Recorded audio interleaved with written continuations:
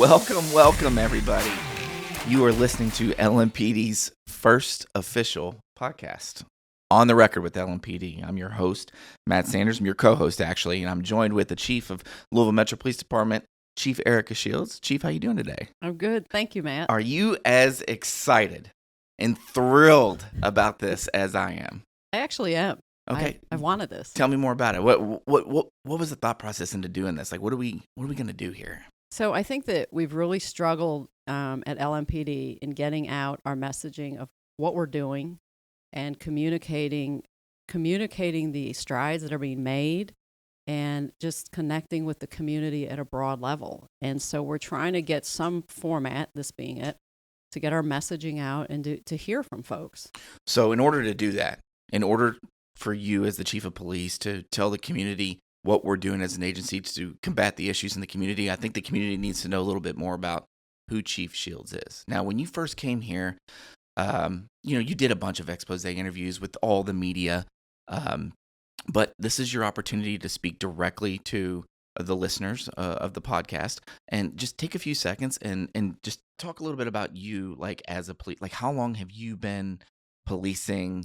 Was it in your blood? Did your family do it? Like, just get into it just quickly about like how you started this whole process of coming to be the chief of police. Okay, so I started policing in 1995. I had made a career change. I knew that I always wanted to be a cop. I knew that I wanted to deal with crime. So Okay, what did you do before? I'm going to put you on the spot. Yeah, well, I don't really like this part of the conversation, but I was a stockbroker. Oh, okay. And I realized that I was bored and that I didn't want to get up and go to work every day and do something I didn't enjoy. So then you're like, I kind of want to be the police. I'm going to give it a shot. Now, this was down in Atlanta. Is that right? Well, I was living in Boston. And so I decided that if I was going to change careers, I should also change cities because I didn't really like snow. So that was the extent of my thought process, quite frankly. So you changed cities, Yes. became the police. Yes. And how was it? Like, tell me at the beginning, like, when did you become the police? So in 95, I 95. joined, and I will tell you the first few years, about 4 or 5 years of my career, I would have worked for free. I absolutely had the best time of my life. It was handling 911 calls, working out in the street. Mm-hmm. To me, that's still the most compelling part of law enforcement. And then so you rose through the ranks down there? Right. So then after a while, I started taking tests to move up in the ranks, and I'm glad I did. It was a process, and I enjoyed it. I enjoyed it, and I took on. I think the further along I went, the more I realized I really wanted to position myself so that I could help other officers grow in their careers. So, interesting tidbit for the listeners out there. You were the chief of police in the city of Atlanta during the Super Bowl when Atlanta hosted. Isn't that right?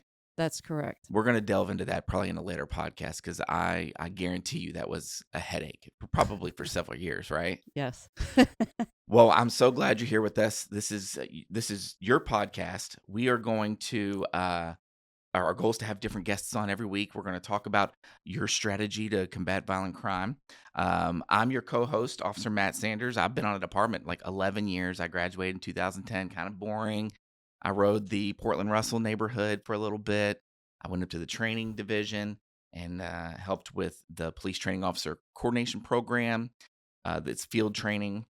And then I went to the downtown area patrol for a little bit and the PIO's office, and I ran the social media for the department. The hashtag guy, oh gosh, I still get that stuff, man. It won't leave me. And now I'm on our SWAT team. I've been on our SWAT team 8 years, and I've been on the full-time SWAT team for just a few months. But I've been on the SWAT team for 8 years. But this is my passion. I've always wanted to do this. I'm so glad we're bringing this into fruition. So, how about this? I want to get straight into it. Okay, let's just go into violent crime. So, city of Louisville, we're looking at 77 homicides right now. Okay, this is an issue. What are we doing about it? Like, what's the plan here? Like, the community wants to know, and we have the forum to tell them. Yeah, absolutely. So I think that what folks need to understand is the posture of the city and LMPD is to deal with this on several fronts. There's the immediate, and that is, how do you stop these shootings? They have to stop. it's the pace of which we're seeing homicides is absolutely unacceptable. Our ground level tactical units are getting far more engaged. They're using intelligence led policing, which that basically means you're identifying those repeat violent offenders and you're going off after them and their network of associates. So you're not randomly just trying to hope that you get the right people. It's very uh, deliberate efforts, and the results are rolling in. We're working with our homicide unit to get the DNA fast tracked. Right now, the lag time to get DNA tested is a couple of years. That's huge because every time that you have someone who is not arrested for a homicide, there's obviously the increased likelihood that they'll kill again. And so, what we have to do is we have to get the DNA fast tracked so we can get some of these crimes solved. All right, slow down a minute, ma'am. We're going to back up and touch on that Okay. a little bit heavier. All right. What you're telling me is LMPD responds to a homicide scene. The homicide unit goes, they collect evidence, and they send that evidence off to be processed, right? DNA, for example. Where does that evidence go exactly?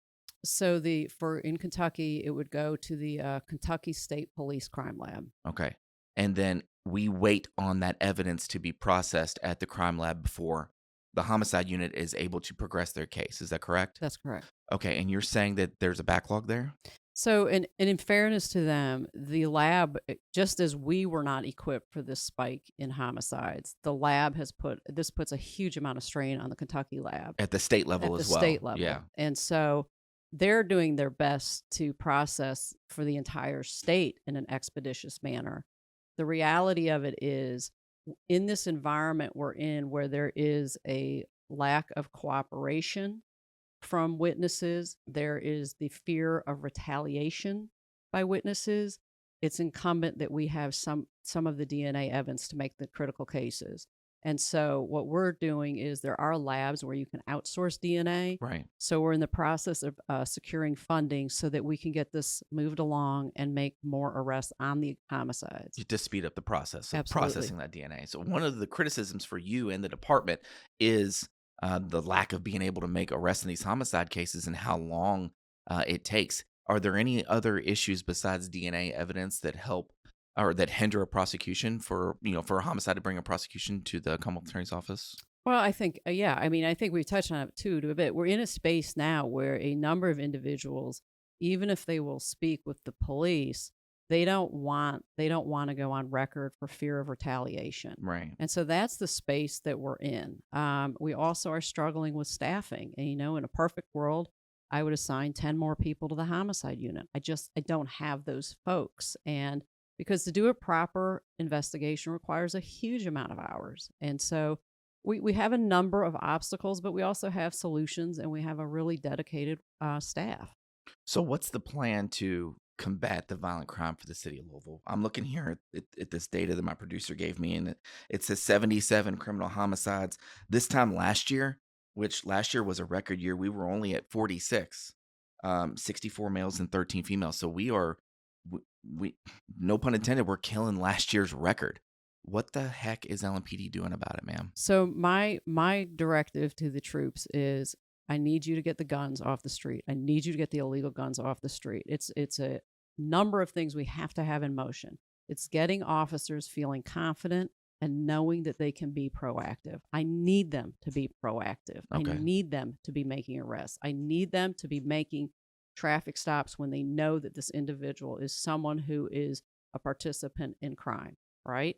So traffic in and of itself is not a bad thing. It's how you do it. You have to be purposeful. I need our intelligence unit doing a better job in tracking the gangs and getting that information disseminated to the officers so that officers know who they're dealing with. It's not the gangs don't stand out like they used to. You can't just drive down and see a bandana and think that you know who's it, right? So Right. our intel unit has to become more focused and deliberate in their mining efforts and also disseminate the information. It does no good if it's housed in one arena. It's our CID, our investigative unit. They're the folks going out and arresting the violent offenders, the repeat violent offenders.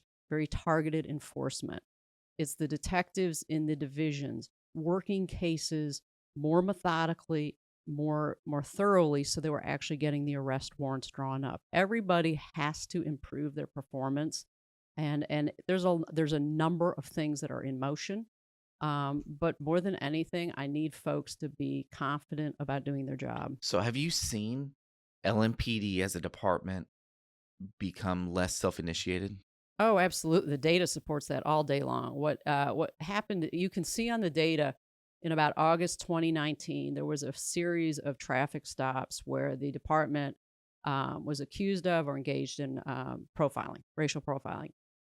And rather than just tr- address the issue, the training, and the officers, it appears that there was an edict given, don't do traffic. The problem with that is it's now morphed into just don't be self-initiated. And there is a direct correlation between when the officers are not initiating enforcement and crime spikes. It's black and white. And so we have to get back to a space where the officers are proactive. We just need to understand that it's how you do it. It's not that you're doing it that's wrong. It's how you're doing it. So what you're saying is, in essence, when an officer's self-initiated activity is up, then general overall crime is down, Exactly. and there's data to prove that. Oh, absolutely. So how do you just mold your office? How do you convince them that, hey, we live in Louisville, Kentucky, in a post Breonna Taylor world. Social media is all over the place. An officer is afraid to step out of his car nowadays. That's a big challenge for you. How do you motivate the troops? How do you get that buy-in that they had when they first came out of the academy? Is it a training issue? Is it a confidence issue? What is it? I think right now what I'm seeing more than anything, it's a confidence in themselves, confidence in the city, confidence in their leadership. So the first thing is getting the command staff to understand that being adequate is not sufficient. An average person is always at their best. I don't want average. I need these commanders to lead. I need them to be engaged, and I need them to be reinforcing to the officers how to do their job properly. I mean, the harder you work and the more invested you become, the more proficient you are in the job. There's work to be done at the command level. And more than anything, it's showing the officers how you can do this job and be successful. Hmm. It's giving them that roadmap So, how long have you been the police chief for the city of Louisville? since January. So, I'm sure you didn't come in right away knowing everything there is to know about our policies and procedures and officers. You couldn't have come in making changes right away, right? You're where are you at in your process of implementing your plan right now? No, you're correct. I mean, I have had an obligation to come in and assess and see how things were working. Um, I feel like I have obviously a much better handle on it, but every now and then I'm still throwing a curveball. So it's constant. Every day is a learning. And I can't emphasize enough though that I feel confident in the department and the talent that is here. And I have confidence that we can get our arms around this. What does the community need to know about violent crime in Louisville? Specifically homicide investigations or just violent crime in general. What's your message to the community? What do they need to know? Well, I think that I need the community to know that the department, this is our number one priority is the violent crime, and we have an obligation to make the city safe. And what I would ask is that the community stay engaged. The worst thing that can happen is apathy. So whether engagement is calling 911 if you see something, supporting the police, criticizing the police, whatever it is for that given day, I need the community to be front and center. And what would be your message to the officers that are listening to this podcast and saying, "Oh, she's got a plan here. I want to get back to the way things were where I was, being the police and doing the right thing. Does she got my back?" What's your message to the officers? What I would say to the cops is I am a cop. I am a career cop and I know how difficult this job is. And I firmly believe that this department and the individuals here have all that is necessary to do this job properly. It's awesome. Yeah, I liked hearing it. So with that, I think we're gonna stop. And I think what we should do is next week we should bring in somebody and I'll change chairs. And who better to bring in than who you think, Donnie? Donnie. Yeah, so Donnie Burbrink is lieutenant in the homicide division. He's the homicide division commander. You and him could sit down and talk about some good stuff. Um, I mean, that's it. Is there anything else that you We want to might have say? to rein Donnie in. I don't know if you should just give him your chair. Yeah, I don't. Okay. Yeah, they don't know. I don't think the Yeah. listeners. If you don't know Donnie Burbrink, then well, you'll get to know him really quick. He has a personality that cannot be roped in. But between you and I'll move to the producer's chair, and you guys can sit and talk about this problem that we're having in Louisville. But I think he'd be a good first guest. All right. You think? So come back for our next episode. So we'll tackle the violent crime with Donnie Burbrink, and I hope you like our first podcast. It was a short one, but as we feel through this and get a little bit better at it, we think you'll like everything we got to tell you. So thanks for tuning in. We'll see you next time. That's On the Record with LMPD.